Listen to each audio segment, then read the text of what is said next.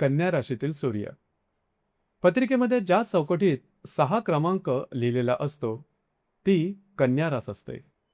आणि त्या कन्या राशीचा चौकटीमध्ये सूर्य असेल तर त्या व्यक्तीचा सूर्य कन्या राशीत आहे असं म्हटलं जातं. कन्या ही बुधाची रास आहे.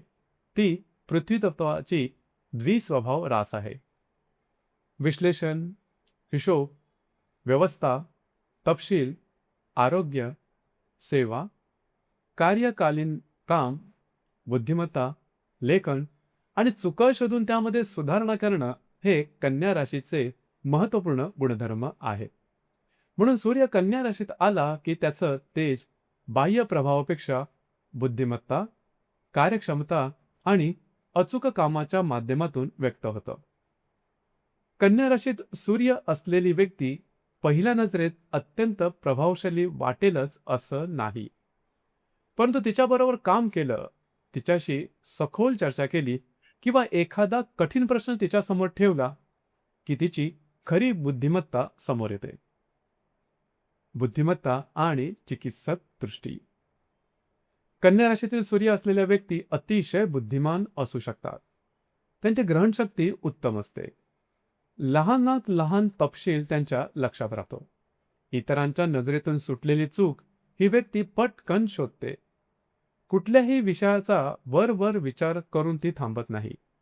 साधक बाधक विचार करते, तर्क लावते, पुरावे शोधते, प्रश्न विचारते आणि निष्कर्षांपर्यंत पोहोचण्यापूर्वी सर्व बाजू तपासते.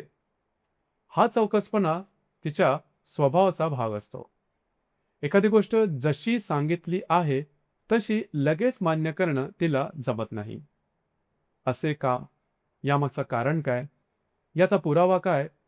यामध्ये दुसरी बाजू कोणती? असे प्रश्न तिच्या मनात चालूच राहतात. त्यामुळे ती उत्तम संशोधक, लेखक, विश्लेषक, अकाउंटंट, सल्लागार किंवा ज्योतिषी होऊ शकते. वाणी आणि शब्दांवरील प्रभुत्व. कन्या राशीतील सूर्य असलेल्या व्यक्तींचे शब्दांवर उत्तम प्रभुत्व असतं. त्या नेमकं बोलतात. शब्दाची निवड विचारपूर्वक करतात. विडंबनात्मक बोलणं, सूक्ष्म विनोद, हसत हसत टोमणा मारणं आणि एखाद्याची चूक थेट न सांगता त्याला समजेल अशा पद्धतीने बोलणं ही त्यांची खासियत असू शकते. त्यांचा विनोद बौद्धिक असतो. सगळ्यांना लगेच समजेलच असं नाही, परंतु ज्याला समजतो त्याला तो प्रभावी वाटतो. पीडित सूर्य किंवा बुध असल्यास हा विनोद उपहासात बदलू शकतो. सतत टीका करणं, प्रत्येकामध्ये दोष शोधणं आणि समोरच्या व्यक्तीला शब्दांनी कमी लेखणं अशी प्रवृत्ती वाढू शकते. अहंकार आणि नेतृत्व. कन्या राशीतील सूर्य असलेल्या व्यक्तींमध्ये अहंकार असतो, परंतु तो सिंह राशीतील सूर्याप्रमाणे उघड दिसत नाही. तो बुद्धिमत्तेच्या रूपाने व्यक्त होतो. मला अधिक माहिती आहे, मी अधिक सूक्ष्म विचार करू शकतो. समोरची व्यक्ती पूर्ण माहितीशिवाय बोलत आहे अशी अंतर्गत भावना असू शकते.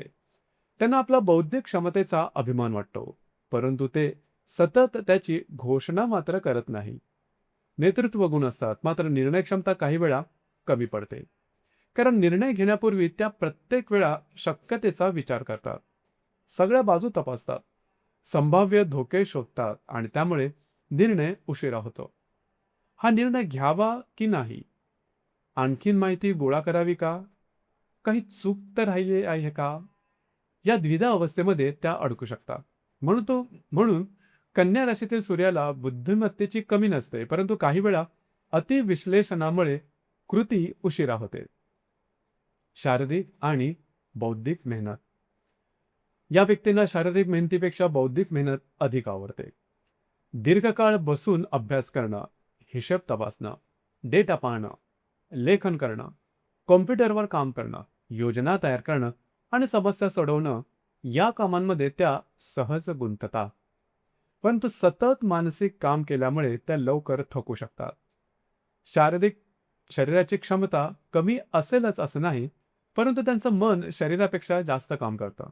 यामुळे मानसिक थकवा, डोकेदुखी, झोपेची समस्या आणि सतत ताण जाणवू शकतो. करिअर. कन्या राशीत सूर्य असेल तर अनेक बौद्धिक आणि कार्यालयीन क्षेत्रासाठी तो चांगला मानला जातो. अकाउंटिंग, CA, कर सल्ला, बँकिंग, विमा, ऑफिस प्रशासन, लेखन, पुस्तक प्रशासन, संपादन, प्रूफ रीडिंग, माहिती तंत्रज्ञान, डेटा विश्लेषण, कायदा, संशोधन, औषध निर्मिती, आरोग्य क्षेत्र, ज्योतिष, व्याकरण, शास्त्रीय अभ्यास आणि तांत्रिक लेखन या क्षेत्रामध्ये चांगलं यश मिळू शकतं. कमिशनवर आधारित व्यवसायही जुळू शकतो, कारण या व्यक्तींना व्यवहारातील सूक्ष्म गणित समजतं. नोकरी आणि व्यवसाय दोन्ही करण्याची इच्छा असू शकते. दिवसा नोकरी आणि बाजूला स्वतःचं काम अशी रचना अनेकदा दिसते. व्यवसायामध्ये दुसऱ्यांकडून काम कसं करून घ्यायचं याची त्यांना चांगली जाण असते. त्यांना प्रत्येक काम स्वतः करायचं नसतं. व्यवस्था तयार करून, काम वाटून आणि तपासणी करून परिणाम मिळवता येतात, हे त्यांना चांगलं समजतं. नोकरीमध्ये वरिष्ठांशी संबंध सामान्यतः चांगले राहतात, कारण त्यांचं काम अचूक असतं. फाईल्स, हिशोब, डॉक्युमेंटेशन, वेळापत्रक आणि नियम याकडे त्यांचं लक्ष असतं.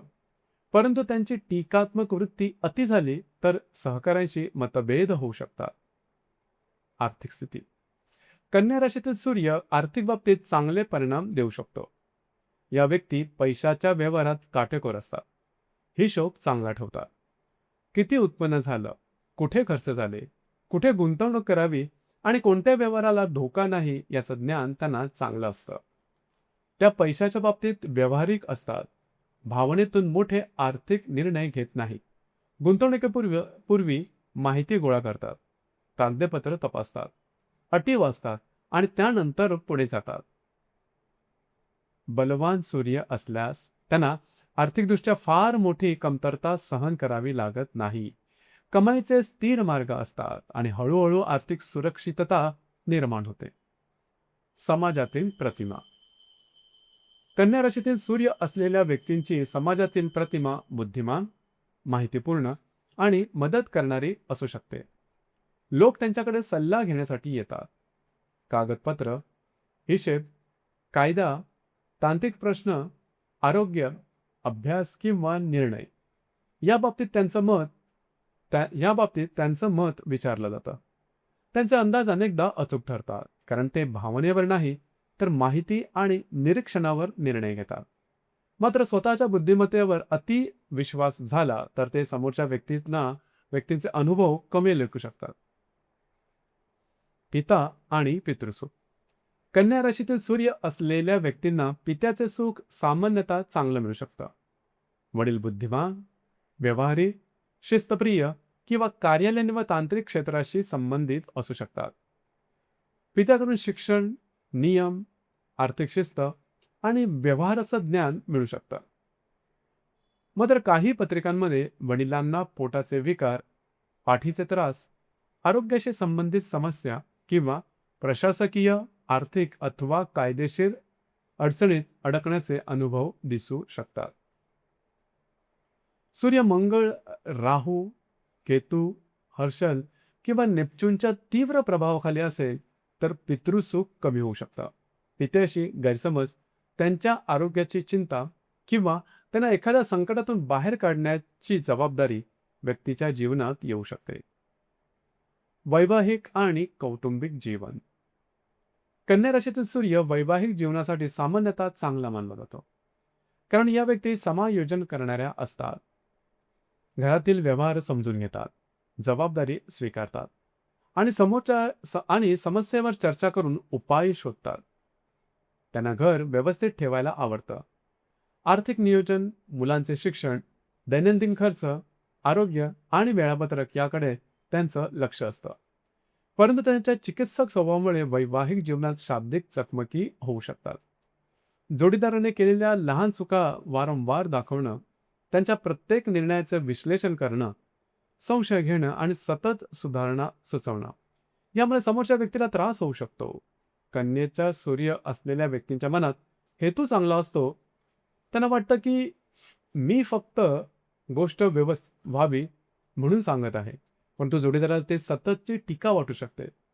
म्हणून नात्यामध्ये कधी बोलायचं, किती बोलायचं आणि कोणती गोष्ट सोडून द्यायची, कुठे थांबायचं हे शिकणं आवश्यक आहे. आरोग्य. कन्या राशीचा संबंध पचनसंस्था, आतडी आणि शरीरातील सूक्ष्म कार्यप्रणालीशी जोडला जातो. म्हणून सूर्य पीडित असेल तर पोटाचे त्रास, अपचन, ॲसिडिटी, गॅस, आतड्यांची संवेदनशीलता, पाठचे दुखणे, डोकं दुखणं, स्किन एलर्जी आणि तणावामुळे होणारे त्रास दिसू शकतात. या व्यक्ती आरोग्याबद्दल माहिती गोळा करतात, लहान लक्षणावरही संशोधन करतात. कधी कधी आजारापेक्षा त्याबद्दलचा विचार अधिक त्रास देतो. ओव्हर थिंकिंग, अतिनिरीक्षण आणि सतत काहीतरी चूक आहे का हे तपासणं यामुळे मानसिक ताण वाढू शकतो. नक्षत्रानुसार कन्या राशीचे सूर्य असणाऱ्या व्यक्ती कन्या राशीमध्ये उत्तर फाल्गुनीचा काही भाग, हस्त आणि चित्रा नक्षत्राचा काही भाग येतो. उत्तरा फाल्गुनी नक्षत्रातील कन्या सूर्य चांगली बुद्धी देतो, परंतु काही कारणामुळे व्यक्तीचे तेज पूर्णपणे बाहेर येत नाही. लेखन वाचनात धरसोड, कामामध्ये सातत्याचा अभाव किंवा बौद्धिक क्षमता असूनही प्रगतीमध्ये अडथळे असे अनुभव दिसू शकतात. योग्य शिस्त लावली तर हा सूर्य उत्तम बौद्धिक यश निर्माण करतो. हस्त नक्षत्रातील सूर्य बौद्धिक बाबतीत अत्यंत चांगले परिणाम देऊ शकतो.